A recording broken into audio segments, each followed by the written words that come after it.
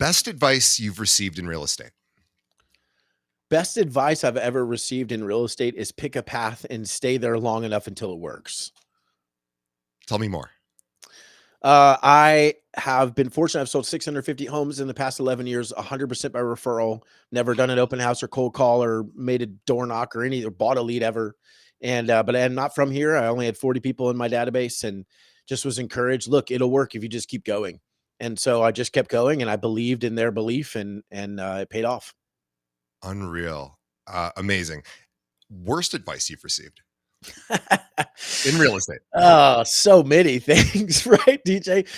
Worst advice I've received was actually from a coach in that same vein. Is I had sold 50 houses my second year in the industry. I hired this coach and said, "Look, I don't want to sell more. I just want to go home."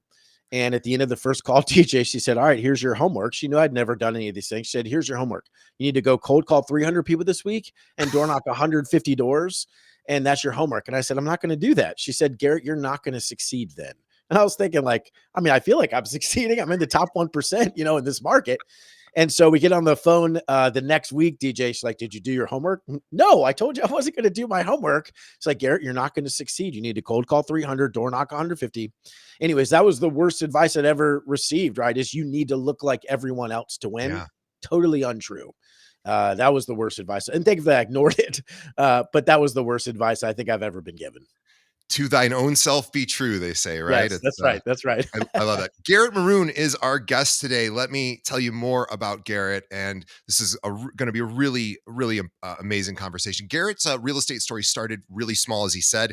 He had just 40 names in a database, which is like basically nothing. And as a vision, he was fueled by the relationships over leads. Again, fast forwarding 11 years, now he's closed over 650 homes, as he said, in his second year, 50 closings, unreal. But again, 100% by relationships. That's just unreal. He's the founder of 210 Realty Group, which is a top 1% team in Southeast Virginia. And Garrett brings more than expertise. He leads with authenticity, heart, and a deep commitment to serving both clients and his team with excellence. But real estate really is just the beginning. Garrett co-founded the 210 Collective at eXp Realty, where faith and business meet in powerful ways. He also launched The Faithful Agent, which is a nonprofit and vibrant community for gospel-centered agents who want to grow not just their business, but their walk with Christ. And every week on the Faithful Agent podcast, Garrett shares talk and real strategy to help agents thrive at work without burning out at home. And in his book, The Balanced Breakthrough, his message is very clear. You don't have to choose between success and your soul. You can win at work without losing at life. And so what's Garrett's superpower? He is helping agents make more money by staying true to who they are and also doing what they love at home. Garrett's world is full of laughter and life with his wife, Rachel. They have 5 amazing kids. He's deeply involved in his church, always ready with a dad joke, grounded in the belief that true success is built on relationships, faith, family, and business in that order. Garrett is our guest today. GarrettMaroon.com is where you find him. He has a new book coming out probably by the time you listen to this called The Balanced Breakthrough, and it is going to be a huge success like his last book. So check it out. You can go to GarrettMaroon.com, and it's Maroon, just like it sounds. We'll have a link to that. Garrett with 2 R's and 2 T's. We'll have a link in the show notes, but go there, pre-order the book. You get the audio download for free. And we're going to talk all about the book today as well. Garrett, welcome to the show. Yeah, thanks, DJ. I was sitting there thinking, my assistant wrote a really nice introduction for me. Hey. So thank you for reading that. And thank you, Shaylee, for writing that. It's I'm honored, man. I'm honored to be here. Authenticity is something that just I can feel it on you, and I can tell, and probably our audience already can feel that as well from you. And you are really somebody who is just willing to say, this is me, this is what I'm into, this is what I believe, and you can integrate some of those passions, which aren't necessarily real estate related, but combining them, your faith and just other things that you do, and doing nonprofits, and just it's really impressive that you were able to build this brand. And I don't even want to say brand because that probably cheapens the idea of it, saying it that way, but it's really who you are. And I just think, what a cool, authentic business you must run. But I want to go all the way back to the beginning because I want to Mhm. hear how you started with Sure. 40 names and really not much to not much hope, I would think, Mhm. at that point. But I mean, well, at least when Yep. you first started thinking like, how am I going to do this? Yeah. But you did it. Second year, 50 deals. So why real estate? How'd you get in? Yeah, so I got in because my wife told me to do it, right? I try to listen to my You're wife a as good often as soldier. I You can. do what you're Thank told. you. Right, that's right. And so, man, DJ, I was assistant director of admission at the university here, Uh-huh. and I was making 42 grand a year. My wife and I were married, didn't have kids at the time, but the goal was for her to come home when we had kids. Thinking I Mhm. can't do that on 42,000, so I was looking at other jobs, right? A standard W-2. My parents are amazing, and that's what they taught me, right? You kind of work a job for 30 years, that's what we do. And my wife came along and said, I think you'd be really good at real estate. So, my parents tried to talk me out of it. A lot of friends tried to talk me out of it, but I just honestly I trusted my wife. I think there's seasons where you got to borrow other people's belief, and that's what I did. So I borrowed her belief that I could do it. Love that. But we also agreed that if I didn't sell at home in 3 months, I'd quit, right? Wow. We had The no pressure is concept, right? on. Oh, no concept. Well, 3 months comes and goes, haven't sold a house. And I remember the conversation that night at dinner, and I'm telling her, I think, I didn't know. I think I can figure this out. Can I have another 3 months? And we agreed, thankfully. And so at 5.5 months, finally made a sale. And honestly, the rest it really started to grow pretty rapidly. I had no idea that I was building underground, right? The root system was growing. I didn't know that because I didn't know what I didn't know. But Sure. then I started to see that effectiveness. So, yeah, it was the belief of my wife who said, I think you'd be good at it. It was the need to make more than $42,000 a year. And I just went for it. It was literally what happened. I had no idea if I was going to be good. Didn't think that I was an entrepreneur until a year and a half in. I still was like, I don't know what I'm doing. I'm just trying to survive and not fail. Yeah. Yeah. So yeah, it was a really interesting beginning. It definitely was, but I'm thankful for all the, experiences I had and the fact that I'm still here and it continued to grow. Yeah, they say necessity is the mother of invention, right? You Mm, just figure it out when you have yeah, to. And when you have someone to support and someone that you committed to and you're part of the deal and you mhm, gotta pay in just like she's paying in and that's right. giving her the opportunity to when you have kids to not have to go out there. Mhm, And that's it. Yeah, you people are it's amazing what people can do and you don't even have to know if you can. You just have to mm, be almost in a situation where you have to do it. yeah, And it's like, you'll probably figure it out. you're And right. I I mean, 100%. Yeah, I'm sorry, DJ. no, go ahead. Yeah, I was going to say, I think that the way I describe business now, right, is you walk into a pitch black room and they shut the door behind you, and there's one light switch, right? That's it. Just one light switch you got to find. There's furniture and all kinds of stuff in that room. You're going to bump into it. You're going to get hurt. There's going to be all those things. But if you stay in that room long enough, you'll find the switch. I mean, there is no Yeah, other option. If you're just right. there long enough, you'll find it. And so again, these are things I didn't understand at the time, but because we said, what about another 3 months? It gave me time to find the light switch. If I had given up, I never would have found it, would have assumed that's not the room for me. I'm going to quit. And who knows what would have happened, right? The ripple effect of just the continuing to look for that switch changed my entire life, right? And it's going to change my kids' lives. So that's I'm so passionate about, especially newer agents. It's hard. It's going to be hard. It's still hard for me now. But the reality is, if you just stay long enough, you'll find the switch. And so the only question is, are you going to give up? And if you're unwilling to give up, you'll find it and you'll figure it out and it'll change everything. I I couldn't say it better myself. I agree 120%. It is absolutely the truth. And really, it's all about just putting the blinders on and not looking for the results right away. And in Mhm, fact, probably not looking for the results at all and just going, mhm. smarter people than me have done this, or even dumber people than me have done Yeah. this. And so it's like I just have to follow the path that's pretty well been trodden before, and it's not Yeah. like you're forging a brand new thing that nobody's ever done and you're not sure. Oh no, millions of people have done it. Yeah. So it's kind of like just this I just have to trust that it's all going to work out Mm, and hard work pays off, and especially in this career it really does.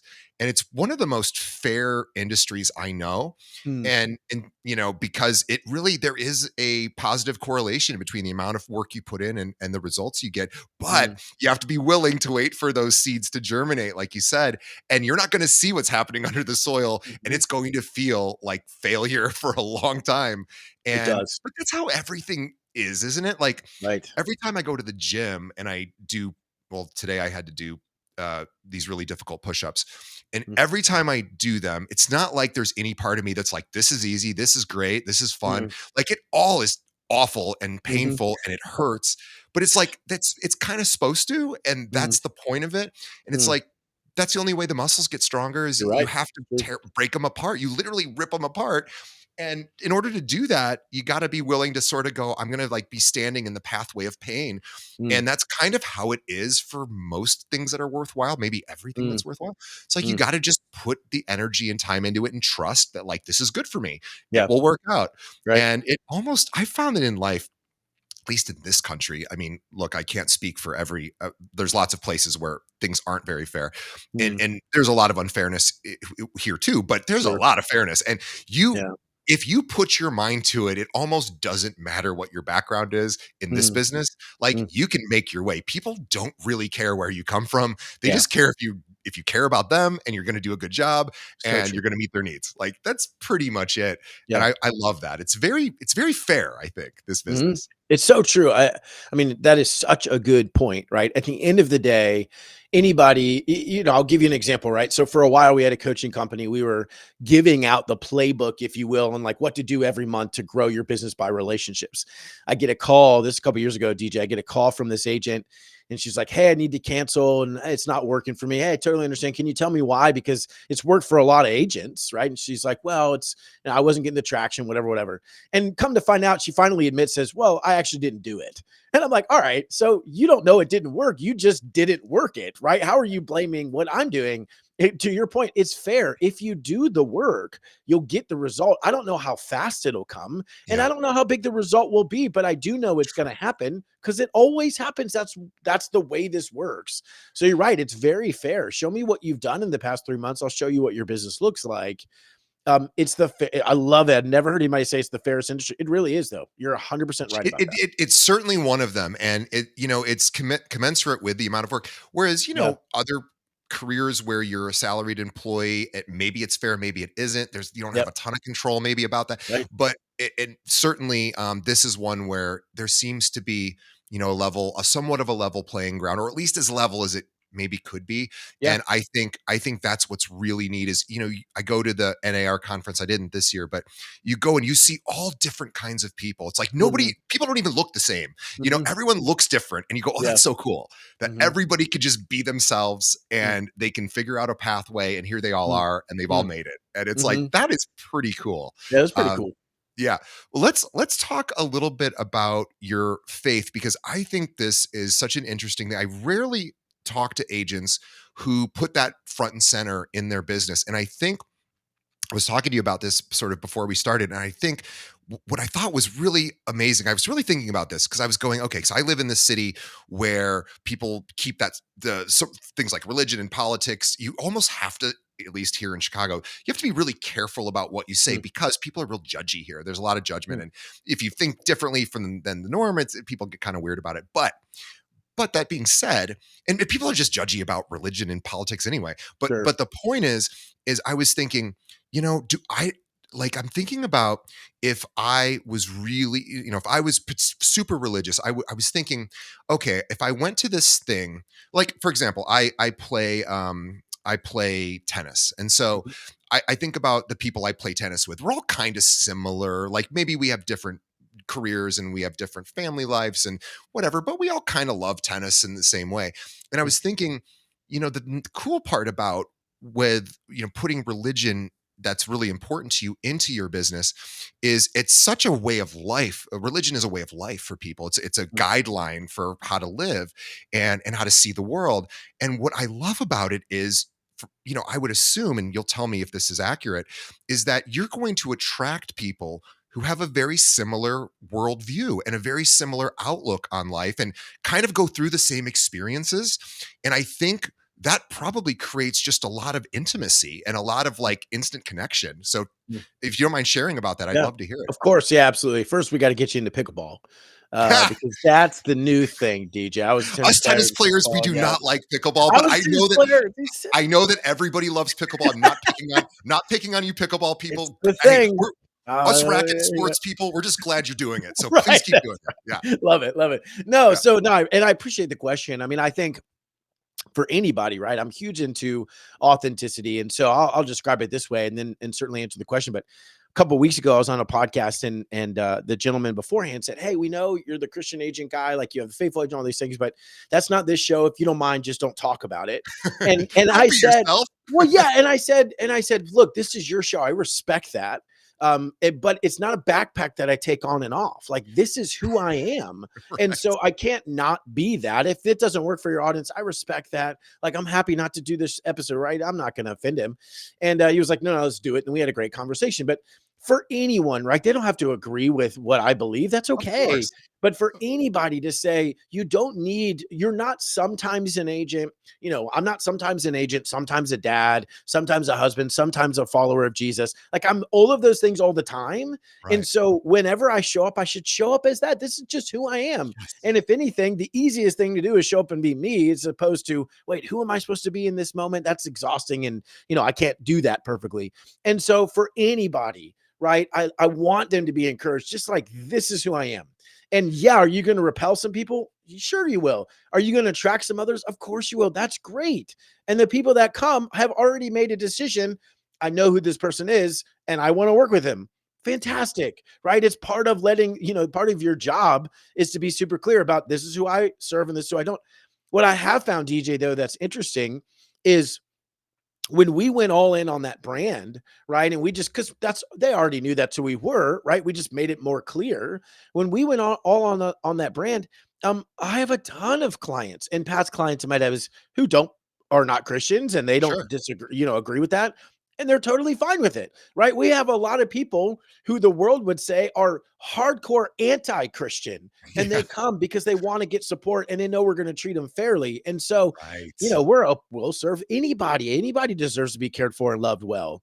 And Yes. so what's been interesting is it both sets a standard of service that they expect, which is good because it holds us accountable, right? And it levels the playing field, excuse me, to say, this is who I am. This is how we're going to treat you. If I say we're going to pray about this deal, you're not weirded out by that because what else did you expect I was going to do? Right. And we're going to really try to show up and love you well because there's something greater going on here than just you buying a house. And so it sets the tone for what's about to happen.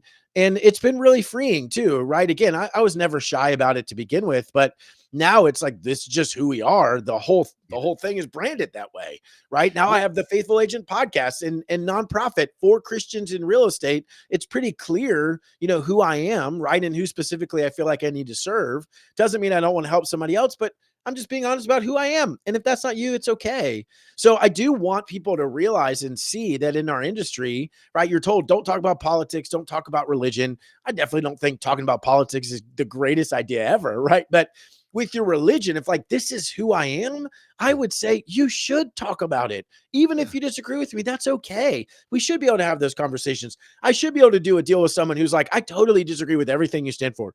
That's fine. Let's do this deal together, right? I'd love to hear you out. You hear me out. That's okay. We can have a relationship. So I think if more agents were just honest about who they were, stop trying to be what the industry told them to be, and started to Yeah. be themselves, they'd burn out less. That's definitely true, number one. And they just have a better business. Why? Because when you show up and you're authentic, you're going to show up more naturally. You're going to show up more often, and you're naturally going to want to do it better. And I think if we did that, we'd build a bigger, better business and a bigger, better life. I think that when you have the courage to be authentic, which by the way is not easy, I think that's important. Yeah. I want to go back to something, and I want to then come back to this thought. But as we were talking about showing up with you, faith is one of the pillars of kind of your life. And I was thinking, we don't ask people who are gay. We don't say, don't be gay while you're a real estate agent. Like, Right. don't make Sure. don't Yep. make that your identity. Yeah. It's like, no, we encourage, it's like, of course, it's inclusion. Everybody should be who they are. And it's funny, but we do that sort of with religion, don't we? We sort of Mm, say like, you're gonna, and it's funny too. I think about this with politics a lot. I always try to remember that you really want about half the country thinking one way and the other half thinking the other way, because it keeps us very honest. Where yeah, it's like right, that's you true. want both sides going, the other side's wrong, and Mhm, that's good for democracy because it sort of keeps us, on the straight and narrow. But mhm, I love this idea of, you're right. It's like, once you figure out, this is who I am, this is important to me, and I'm not going to, you're not here to proselytize. You are mhm, here to just say, this is my identity. mhm, And I think you're right, it does sort of suggest a certain level of care, and also some values, and some really positive things that people associate, or mm. some people associate. And Sure, you're yeah, right, maybe other people don't, and that's fine, that's because fine. there's lots of people that are going to want that. And again, it is, I think, the courage to show up as you are, while it takes courage, really tremendous courage, it ends up really rewarding you, like you said, because people see that and they go, "That's courageous." Whether they Mm, agree with it or not, they're like, "That's impressive," because people. A lot of us, we have the masks we put on and the things we hide and the things we go, well, this is really what I'm into, but I don't really want people to know about it. mhm, For whatever reason, we're afraid of judgment or shamed mm, or being shamed or whatever. And it's like, okay, fine. Maybe there's some things you don't share with everyone, but this idea that you can just be yourself and run a business is really pretty impressive in this industry. And I've mm, seen all sorts of different types of people who, I've interviewed people on the show who are like new agey and into sort of the mm, crystal thing, and sort mhm, of more like, not as traditional, sort of even, kind of wackier things, and they're tremendously successful. And mm, then there's, the ex-athletes who work with athletes, and mhm, everyone's different. And I just think it is so cool that you are willing mm, to do that. And I think I think it activates something in other people. It's kind of like, I've noticed this when I started volunteering like a long time ago. I just thought it was kind of the right thing to do, and I got involved and started supporting mm, this particular organization. And I thought, oh, it just felt like I should probably do that. And then when I wouldn't really tell people, but they would find out I did it, and they would go like, "Oh, I wish I would do that." And I go, "But mm. you can go do that. Like, it's Yeah, not yeah, not right. that big of a deal, really." You sign up. But what it would do is would activate in them this need that they're like, "Oh, I should be Mm, more doing that." And mm, so I think with your brand in particular around this, I think it's like, oh yeah, I should be more authentic. I think mm, you're going to get a lot of people who just are impressed by that. And mm. I think so. Yeah. Again, my hat's off to you. Let's No, and I talk appreciate about. it. I want to talk about the podcast, and then I want to Sure. talk about the book. So the Yeah. podcast is the Faithful Agent podcast. Tell Mhm. us what it is and who it's for. Yeah. So it's for Christians in real estate, right? So it was started, DJ, 5.5 years ago as serving, not selling. So I was talking about building your business by relationships, right? Which is really my heart and all those things. The story is, so my mom passed away in October 2022 from breast cancer. Mhm. And those next 3 months, I mean, they were really hard for me, transparently. Sure. And it just caused me to stop and ask the Lord, right? And just pray, like, who do you want me to serve? And Yeah. what I realized was no one was specifically talking to Christians in real estate, right? Like no one was Mhm. doing it. And I went looking for it. That's how I found out. That's how I realized no one was doing it, right? It's like, I want to hear that because I need something different, right? I want the real estate. I definitely do, but I'm in this season of grieving. Like I need them to talk to my heart too. And couldn't find it. And so me and a buddy, my best friend Tyler, who was co-host of the podcast at the time, we said, all right, let's just go all in then. Like we don't know what's going to happen. Let's just go all in. If we're looking for it, I bet there's other people looking for it.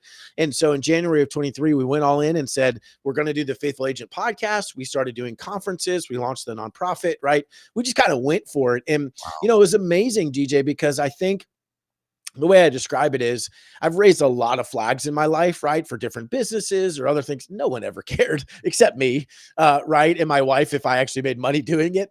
But when we raised this flag, it was amazing. This is, again, the call to authenticity. When I raised this flag, it was amazing how many people reached out. I was like, man, I was waiting for something like this. Oh gosh, I didn't know I could talk about my faith so openly. Thank you Yeah. for doing this. And I'm like, I'm not doing anything other than just trying to be myself. And there are so many other people, right, that are looking for Christian real estate. There's so many other people that are looking for whatever real estate, right? That when we stay quiet, everyone else feels like they're alone. And Yeah. so what we realized was, I'll just be out loud, whatever. If I take flack for it, I don't really care, right? Because I'm just being myself. Whatever. If you don't like me, I get it. Not everybody's gonna like me. But what we didn't realize was how encouraging it was to so many, literally thousands of agents who are just, man, thank you, because this is what we need. This is what we were looking for. And no one was specifically talking to us, right? Because there's a lot of us I get what it's like being a real estate agent. So do you, right? But there's not a lot of people who get what it's like being a Christian real estate agent, right? Who understands your business and your heart. And in any scenario, again, whatever is authentic to you, there's not a lot of people who understand, real estate and struggling, whatever, with addiction, right? Whatever it is, like Sure. whatever's going on with you, there's other people that wish they could just hear the truth and the authentic message that you have to have and say, this is how you build a business while you're struggling with whatever, or while this is your idea. It doesn't matter. We need to go first. Someone's got to be brave enough to go first. And I promise if you do, there are so many people that will say, I'm so glad you did that. I've been waiting for someone to do X, Y, and Z. So it's been an incredible journey so far. It's amazing. You just gave me an idea. Well, not me an idea, but this idea that the recovering agent podcast, somebody who's recovered from addiction or at least is in Seriously. recovery, boy, that would be, I mean, that affects like 10% of the population. So, Like oh my that is gosh. so many people and Right. nobody's talking to that person. For real. And that's boy, that's another, somebody Yeah. needs to start that podcast. Seriously, Um, they do. well, I'm real. because at the end of the day, like we need community. Like for Yes. whatever our tribe is, we need community. We're biologically hardwired for community, and we Mhm. need interpersonal effectiveness, or interpersonal interactions. And with our phones, they take us largely away from that. And so, and that's, I'm not here to say phones are bad, but that's just kind of what the phones are designed to do. and Mhm. and so, okay, so we need places where people can go and congregate, be in community, and be like, these are my people. And Yeah, it's really, really good for us. And that's, it is. yeah, that's a great call to arms. Pardon, Yeah. pardon the sort of military expression, but this is really a great call to action for people who are thinking like, I'm into this thing and I know other people are into it, and maybe I could create this community and we could Yeah. all support each other. That And is wonderful. yeah, and the moms in real estate do a Oh yeah. phenomenal job, right, DJ? And They I they love already they have got that, they figured their that out part. a long time Yeah. ago. Yeah. And Women and figure I things out before we do. right, and I love that, but it's like, but there's others. I'm coaching right now an agent who's growing out the widowed agent community, right? Because she Oh, was that's a widowed, great and it's like, but I, as much as I love agents and I love this agent, right? I don't get it, right? Like I don't fully get it. I don't know what's going on. I've never experienced that, and so to your point, like we need to have those joint experiences where yeah. someone can say, like, you really get how hard it is, right? Or I've coached a single mom before, right? Her husband left and she has 4 kids trying to build a business. Like, yes, I can teach you business principles. Yes, I care about what's going on with you. I'm going to try my best to do that.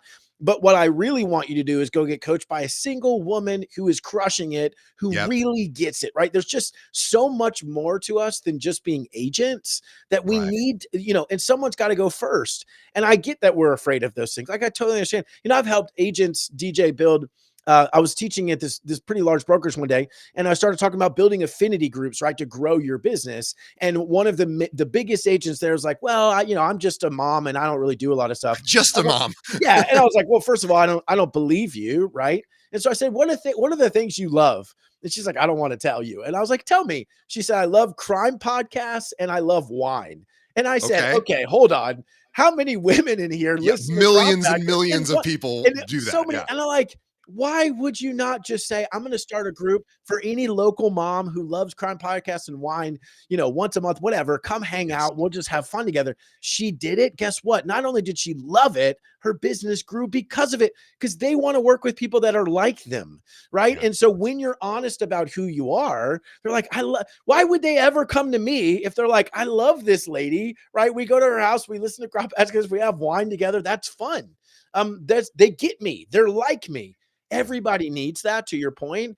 And so I think if we just stop being so afraid of, like, let me just be honest about some of the things about me, our business would grow, our enjoyment would grow, right? And then we'd be able to show up better for everybody else in our life because we were like, I actually like some, it's still hard, but I actually like part of my day, right? As opposed to grinding it out all the time. So there's a huge call to just be authentic. It's okay. It's good. There's other people just like you. And it's a good thing, right? Someone needs to go first. And so if you're brave enough to go first, it's going to change your life too and theirs. And, I just highly, highly encourage that. And it opens up it opens up the ability for someone else maybe to say, I can step into my authenticity Yes. because that person did it. And it 100%. really it's what they say about intimacy. It's that somebody has to be vulnerable and tell their hard truth to another person. And what Mhm. it does is it opens up the space for the other person to go, oh, it gives them permission to be You're like, oh, right. now I can tell you about all my hard things. Yes, right, And 100%. it's really scary and it's hard because that person could hurt you with that information and they could run away or they could, that's the reality of relationships. But Mm, most people don't do that. They actually find it so endearing because they go, oh, I need somebody to talk to about things too. mm, So you're talking about the same thing. And I think it's just what a great reminder for all of us listening mm. is don't hide who you are and you Yeah. will find your tribe. Mm. Let's talk about the new book. Yeah. So the breakthrough broker. Sorry, the Balance balance breakthrough. Oh, you're breakthrough. good. Sorry, Yeah, yeah. I belong to I support a men's organization and we have what's called breakthrough weekends. And so I've got Nice. breakthrough in my mind in a totally different thing because for 20 years I've been just It's talking about awesome. breakthrough weekends. So Yeah, my yeah. apologies. The balance Oh, you're good. breakthrough is the book and it's Yep, coming out next week. Although by the yep. time you hear it, it'll be this week. Mhm, So it's available everywhere books are sold and mhm. online. And we'll have a link to the Amazon, in the show notes. But tell us about the book and who it's for. Yeah, so thanks, DJ. So I wrote this book. It's 2 years in the making, right? And really, first and foremost, I wrote it hoping to restore the entrepreneur's family, right? Like I think of the kids of agents everywhere who are missing out on mommy and daddy time because the business is running them ragged. And so when I was coaching, that was my heart, right? For me, that was my heart. And so I'll just go quick breakdown, right? So part 1 of the book is all about redefining success on our own terms. So Mhm. I found for me, I was building a business, I had a big team, I was doing all these things. We had 3 kids. And then I realized like I had created this business that was crushing it, but it was taking me like 50, 60 hours a week. And so, would I actually be most proud of the guy who figured out how to work less and make the same amount of money and spend more time with my kids, or the guy who would double his business but work more and make more money but see his kids less? Like, that was a really obvious answer. And then I started to wonder, well, why was I even doing what I was doing? And I came up, so my whiteboard's literally to my left. I came upstairs, DJ, and I realized the only thing written on my whiteboard that I was measuring, number of deals, GCI, and volume, right? That was it. And so it's like, okay, no wonder I'm adding agents. No wonder I'm doing this. No wonder I'm doing that. Because the only way I think I can measure success is what the industry told me was success. How many Right. deals did you do, right? How much money did you make? So it's a call to us to reset and redefine what success actually looks like to me. And so now my scoreboard is, yeah, a profit goal, but a wife goal and a kid goal. So like Yep. kid goal is every 7th week off, right? And now I have a new way to keep score. It's as simple as someone recently asked me, how do you sell 30 homes a year? What would you tell that agent? And I said, honestly, I tell them that's a bad question because it's easy. Go work 120 hours a week and spend 100K. You'll figure it out, right? Like, I think what you mean is, right, which is where as agents we need to get to. I think what you mean is, how do I sell 30 homes this year, never miss a family dinner, right? And be able to coach my son's soccer team. Whatever Yep. that scenario is, you got to ask a better question, which Yes. really comes from what am I actually trying to achieve? So that's really part 1, right? It just stems from, so again, when I lost my mom, you recognize, you look and you say, there's a date, a dash, and a date. And the dash was her entire life. And her headstone doesn't say French teacher. She wasn't a real estate agent, right? But it wouldn't say sold 100 houses, right? 5 million GC, whatever. It wouldn't say those things. It would talk about her character, who Yep. she loved, who she spent time with. So if that's true, is that what we're building? Or are we just trying to make the industry happy? So that's part 1. Part 2 is then trying to equip the agent to do that. So teaching what I call the PDA formula, right? Just because I wanted people to think of like, ooh, you're holding hands. That's gross, right? The public display of affection. But it's how do you build a predictable, dollar productive or profitable business that, guess what, aligns with who you are. And so Yeah. there's so much in there of, I want you to be. So my wife's best family friends, the Jensens, You'll appreciate this, DJ. The dad is 6'10". I'm Wow. 5'6 3/4". And when you're 5'6", the 3/4 matters, right? And so I remember visiting Mr. Jensen, and he was like, Garrett, I want to show you my sports memorabilia in my office. And like went in, super cool. What I remember though is Mr. Jensen works at a standing desk. I could walk back and forth under it without ducking, right? Like, how are we the same human? That doesn't make sense. Yeah. And so if I spent, and this is where I fear most agents are, if I spent my time saying, why am I not tall like him? If I was Right. tall like him, I could have played basketball. I could have done this, could have done that, whatever. We spend so much time there as opposed to, I bet I would crush him in hide and seek. There's no way he's going to hide at 6'10", right? What Right. if I paid attention to what I'm uniquely gifted in and Yep. then went and tried to be excellent at that? So much is going to be better. So the PDA formula really centers around what is in alignment and then how do you turn that into a predictable, profitable business. And then finally, it's really about part three is the intentional achievement. So I teach what I call the rule of eights, which is around lead generation, the hierarchy of attention, right? So do we actually have written out who deserves the best of my attention? And then do I ask questions around that? So, the Lord, my wife, my kids, then my work. We often just say, oh, work has always got to jump up. No, it doesn't.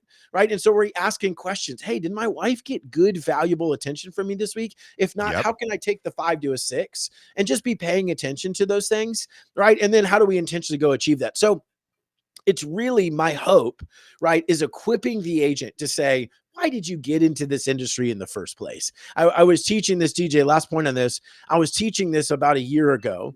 An agent comes up to me. She introduced herself as a solo agent and a mom. She said, Garrett, last year I sold 55 homes, best year ever. That's an amazing year. And she said, everyone's asking me, how many am I going to sell this year? So I say 60 or 70 because we're supposed to grow, right?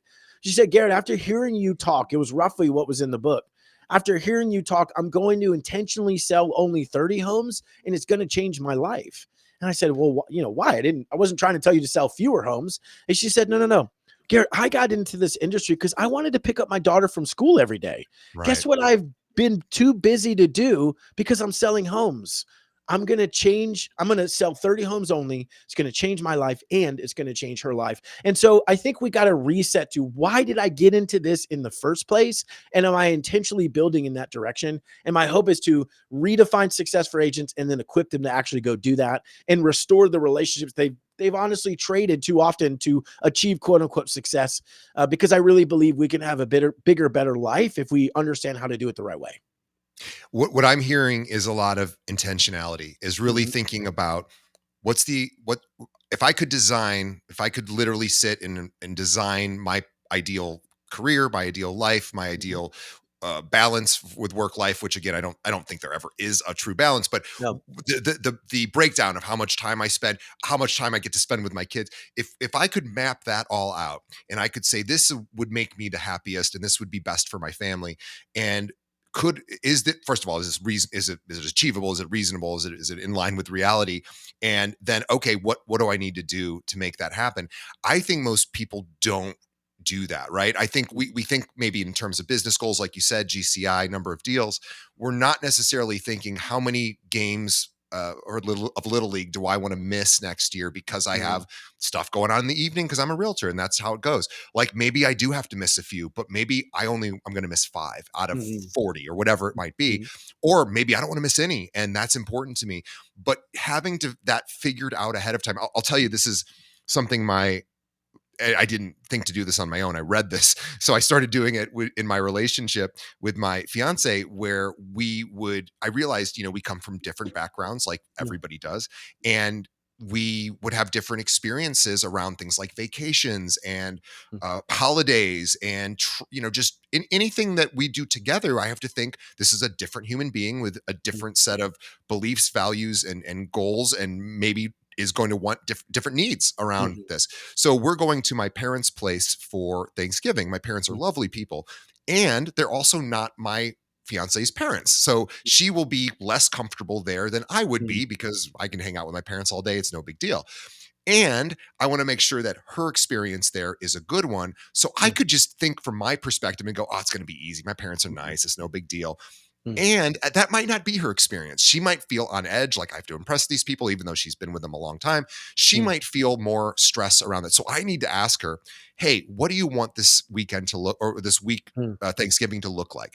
What would meet your needs? How can I show up for you? And how can I make sure that you're comfortable? Because for me, I'm going to be easily comfortable because mm, that's where I grew up. mhm, But this idea of building that out and finding out what does that look like, and then thinking to myself too, what do I want that week to look like? Because, mm, I should have a plan for myself, as well. So we're really talking about just building things out and really thinking them through. And, if we do this, and this is the season to do it mhm, when things are a little slower, I think, is to really mhm, think about next year. What do you want? What do you want your life to look like? And putting that together, and it's not easy. It's hard, grueling work to figure that out. But once you figure it out, then you can just kind of work backwards from it and say, okay, well, these are the number of deals I want to do. These are the number of mhm, hours I want to spend with my kids. How am I going to keep myself accountable so that I am mhm, seeing my kids every day? Like, am I going to be checking in with my partner? Am I going to be, making sure that she's getting enough attention? Or mm, how am I going to be held accountable for these things? And it seems like you're a big fan of all of this, like this yeah, idea of, you're tracking it all. And I do the same thing. We track in my relationship, we track things like how many date nights do we have a it's week, and awesome. how many yeah, well, you have to, because Mm. sorry, I'm not telling other people to do that, but I have to, Yeah, because yeah, I will get caught up in my own life, and I will, all of a sudden a week goes by and I don't love my fiance any less, but mm, I'm like, "Oh, I haven't planned anything." And it's not because I don't mm, like her, I just didn't think to do it because I'm mhm. You're you're busy. self-centered, Yeah, and there's things not going DJ on. stuff. Yeah, Yeah. yeah. And it's like, nope, that's not good for a relationship. Mm, So, I can just hope that, I'll remember to do things, or I could put it in my calendar that by mm, Wednesday of every week, we have a plan for Saturday night. It's like mhm, not that hard, and it makes her happy and it makes me happy, and it's a really smart play. mm, So, what we're telling everybody who's listening here is, yes, be intentional about your business, but also be intentional about really brings you the most fulfillment in life, and mm, bake that in, because it is going to help you when times are tough, and business comes and goes. And certainly the market comes, changes, and it's not always easy and it's not always fun, but you can build in fulfillment. And if you know that playing with your children and being there for your spouse or your partner, if that's fulfilling to you, you better build that in mm. so that you have that guaranteed no matter what. Yeah, that's right. It's so good. I mean, I think, and first, let me say, I am in no way perfect at this, right? Not even close. I'm in pursuit of this too, right? And so I think it's easy. Oh, well, you wrote a book about it. Well, I'm not great at this either, right? I'm trying to figure it out. But I think it is, are we going to live on purpose or on accident? And I started to realize, man, I was waking up, I was just doing stuff that everybody told me to do and thought everything's fine. And if I played that out for a long time, yeah, I might have had more money potentially, but I would have had fewer relationships and deep relationships with the people I actually cared about, right? Most of us get into it and say, for me, I'm doing this for my family. I'm doing this for my family. Well, what gets pushed aside first? The family does. Well, I'm doing it for you. Well, what if we want you to be at home? And so I think exactly what you said, DJ, you got to have those conversations. One pivotal conversation for me couple years ago before I wrote this book, but a couple years ago, I was just driven like, we're going to do this, we're going to build that. It's going to be amazing. We're going to earn these, all these things. And I finally stopped one day and just asked my wife, Rachel, I was like, babe, if it takes me longer to achieve this, but I'm home more often, is that what you want? And she's Yeah. like, absolutely. I'm like, Yeah. why did I never ask you that? Right. Like, I Right. just assumed this is what you wanted. And I Yeah. never asked you. And she said, it is what I want, but I want it to take longer because I need you home. And I'm like, I don't know why I didn't ask, right? We assume that this is Yeah. what I want. So it's clearly what she wants, right? Or it's what my kids want. Or what if I ask my kids, hey, do you feel like you get to see daddy often enough? Right now, yeah, you Yeah. got to go provide for your family. I Yeah. get that. But what if they're like, no, we don't see daddy enough? And instead, I look at it this way, DJ, is I have an ego account and I have a family account. I'm only going to put it into one. So Right. each decision, right? It's, hey, my family's taken care of, but I got to go sell this $1 million house. I'm not saying necessarily you can't do that, right? But what if your kid's sitting there like, Dad, you've missed my game every single game this Yeah. year. What if you said to that client, hey, I can't come tonight? I got to put something in the family account, right? Or I have an appointment. You don't need to say family account, but I have an appointment already, whatever it is. I promise you that's going to matter more than the client saying, oh, yeah, tomorrow's fine. right? Or you miss out on that opportunity. Well, I'm 38. What is my table going to look like when I'm 60? Are my Right. kids back? Are they bringing their kids and their spouses? And are they hoping and having a great relationship with daddy and saying, Daddy, here's our kids. We're so excited to see you. They live near. They want to spend time with us, just like you with your parents, right? Or is Yep. it like dad was always on the phone? He's Yeah. on the phone again. He's doing the deals and like, whatever, we'll come, but we don't want to stay that long.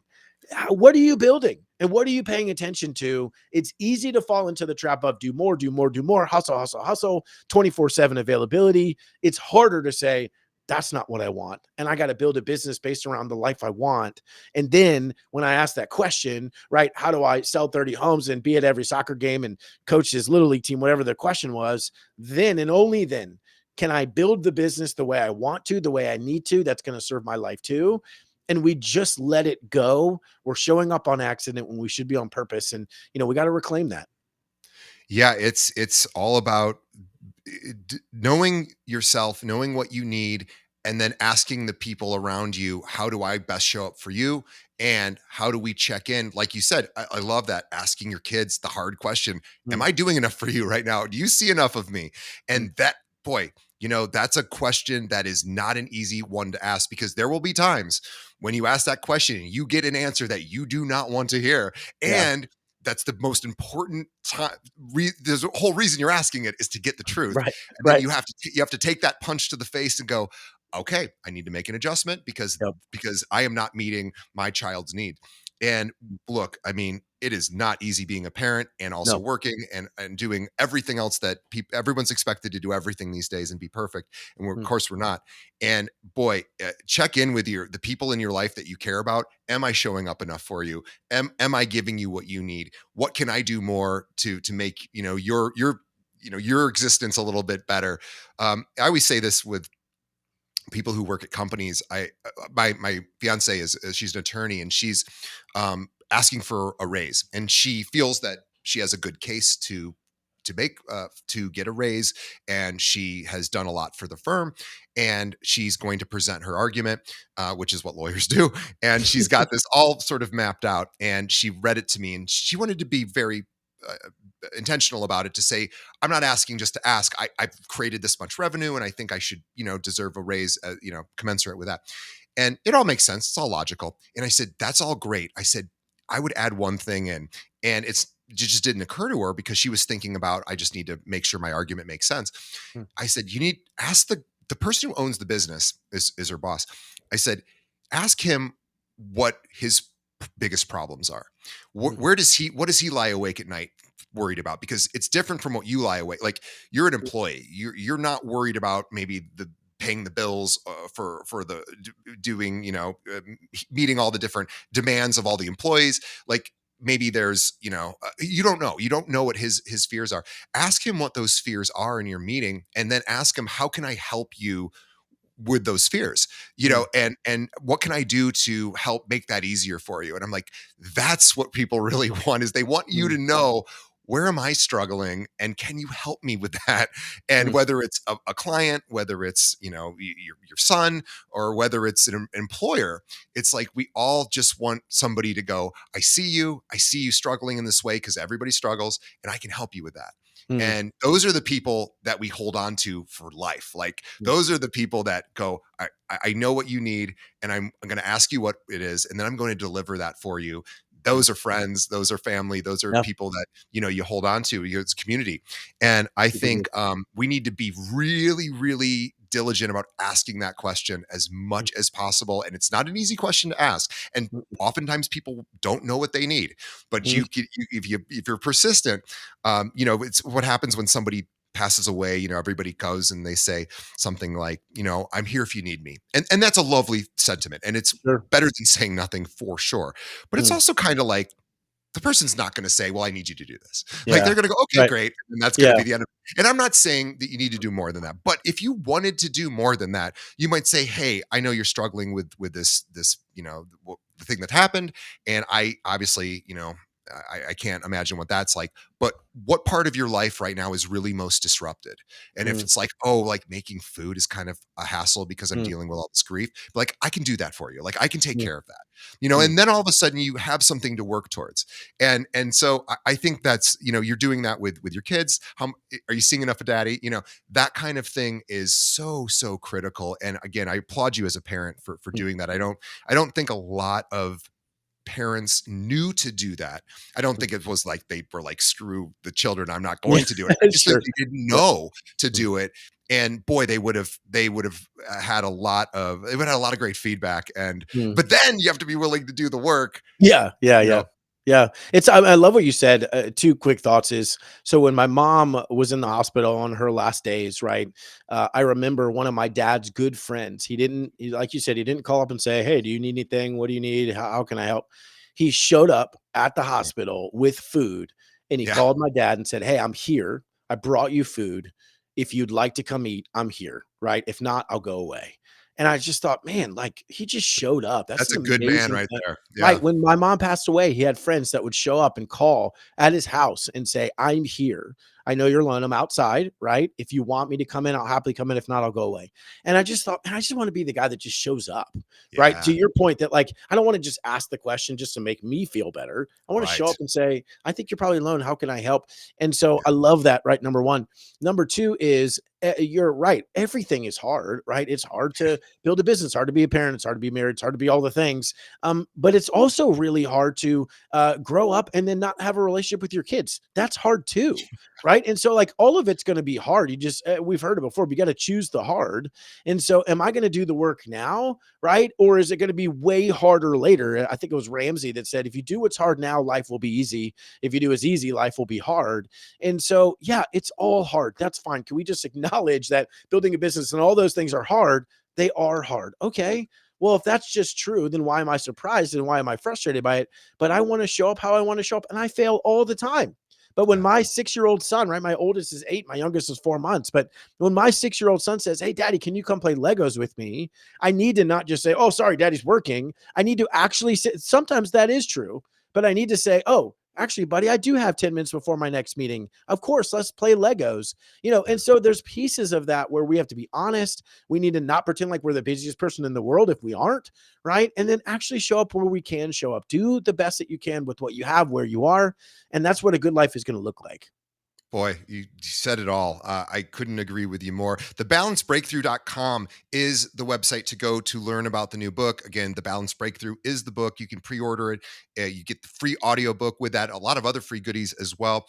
GarrettMaroon.com. You can also go and learn about all things Garrett. He has his podcast, which is the Faithful Agent podcast. And check that out. It is everywhere podcasts are served. We'll have a link to that in the show notes. And boy, Garrett, I am just so impressed with your authenticity, how you show up, how you showed up here, the energy that you put forth, and just what a fun conversation. And I know our audience got a lot out of this. So we want to actually thank our audience on behalf of Garrett and myself. Thank you for making it to the end of the show. On behalf of Garrett and myself, thank you. On behalf of the audience and myself, thank you to Garrett for taking time out of his busy life to share some of his what's important to him. And he was willing to do that. And we appreciate you. And I hopefully inspired other agents to live their authentic lives as well. And the new book is coming out, and we are really excited. The Balanced Breakthrough is the book. We can find that again. We'll in the show notes, and we'll have a link to it. Check it out, pick it up, and tell other people about the book. And also subscribe to the podcast again, Faithful Agent. And we will have links to both of those things. And thank you to our sponsors as well. We appreciate you. Best way that you can help us continue to grow is by telling a friend. Think of another agent that could benefit from this conversation. And I could pretty much any agent I think would benefit from this. So tell another agent about this show. We would appreciate it. It means a lot to us, helps us grow. And check out our sponsors. They're the reason we can keep doing this. We appreciate you checking them out as well. And Garrett, thank you so much. We will see everybody on the next episode. Thanks, Garrett. Thanks, brother.